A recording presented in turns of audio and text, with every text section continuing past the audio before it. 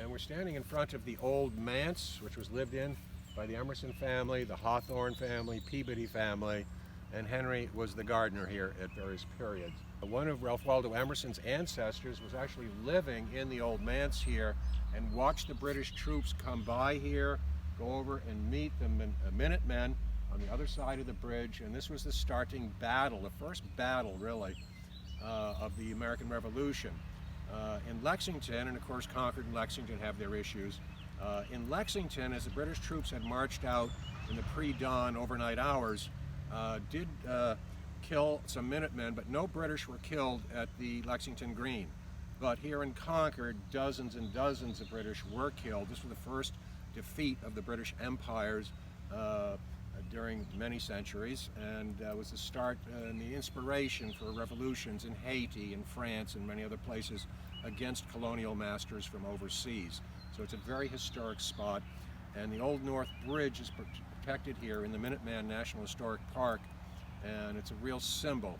And various U.S. presidents, unlike the current president, have made a pilgrimage here to the Old North Bridge to celebrate the founding of America.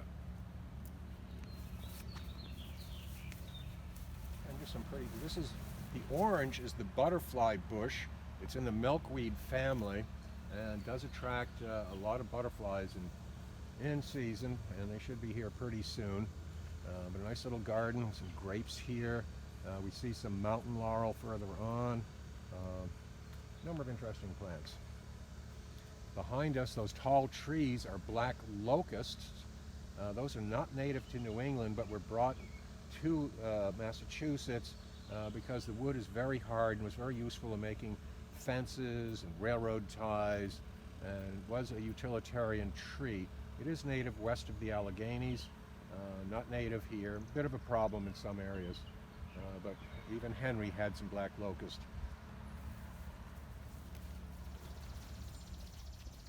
Chipping sparrow singing.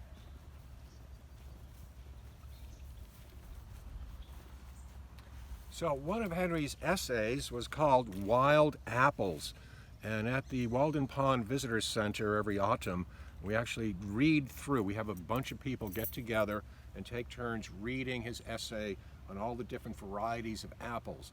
Now, apples originated over in what we used to call Soviet Central Asia, like Afghanistan, and nearby Kyrgyzstan, and so forth, and it was brought over into Europe and eventually made it to America.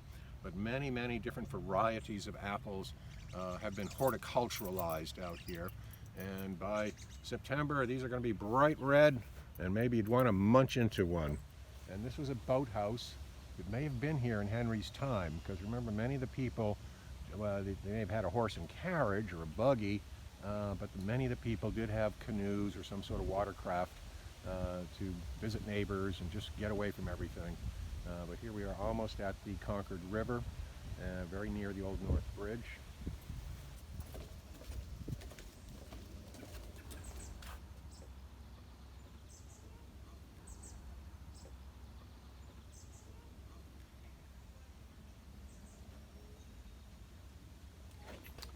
So here we are standing at one of the most important bridges in the world. It's been reconstructed several times, but it's apparently a genuine reproduction of the bridge that the British soldiers wished to cross because during the day of April 19th in 1775, the Minutemen had managed to amass a bunch of cannons and cannonballs that were hidden on a farm, Barrett's Mill Farm, about a little less than a mile west of here.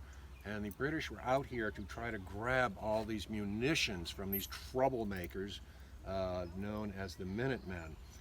But the troops had managed to organize themselves, and they came in from a dozen towns on the left side of this bridge here. And the impetus for the actual firing against their colonial master's army, known as the Regulars, remember Paul Revere said, "The regulars are coming, the regulars are coming." He did not say the British are coming, because we were still British at the time, legally. But then a fight took place here on an unusual circumstance. Things were much more open then, open fields and farms and cow pastures and so forth. And the people on the hill saw a column of smoke coming out of downtown Concord.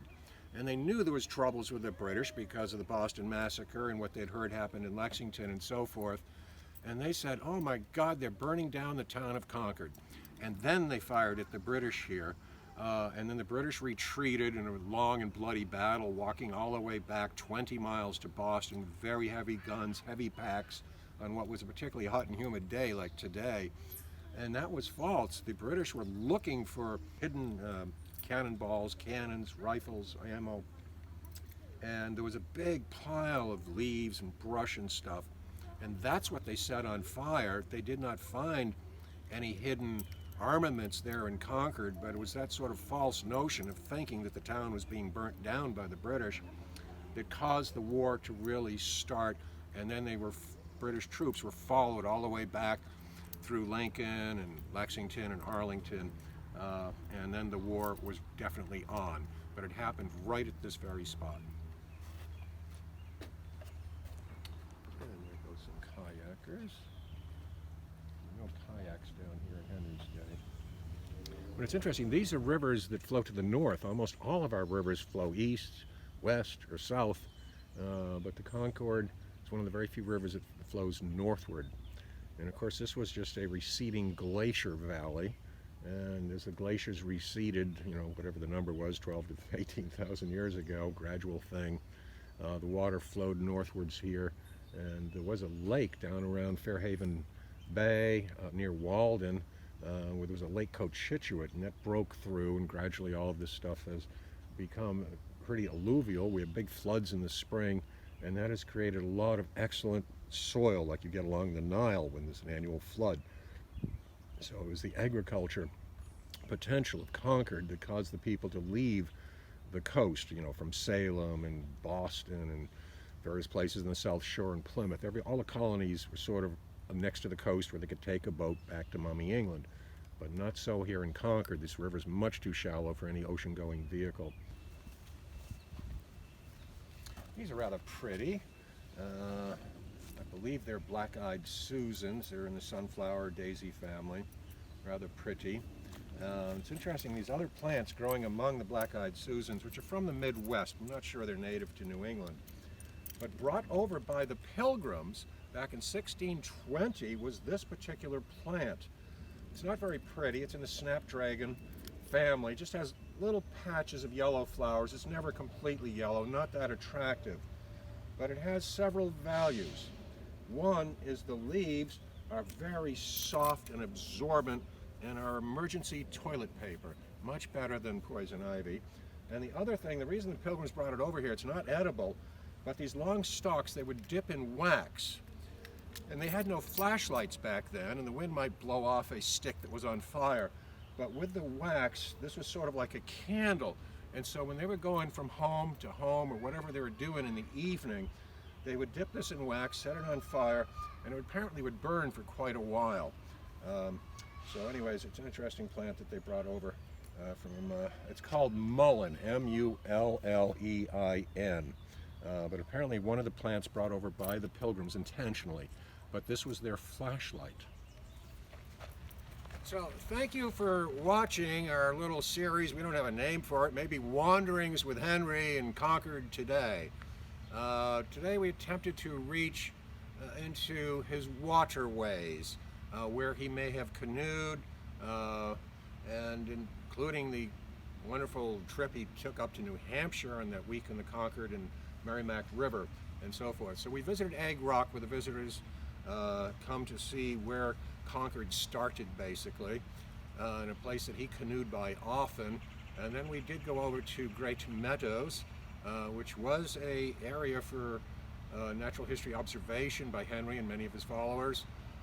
And then we've also been to the Old North Bridge, famous back in the American Revolution days, and photographed the Concord River there. But the rivers are a very important part of Concord, having 3 rivers in one town, along with lakes and ponds and some decent hills and protected forests and farms. It's a good mix of different habitats, just far enough from Boston to feel like you're out in the country, but close enough to Boston to commute to any jobs if you're lucky enough to have one that pays decent bucks to allow you to live in Concord. But we hope you've enjoyed this, and in the coming months we're hoping to do a few more little wanderings around Concord with Henry today. Thank you for watching.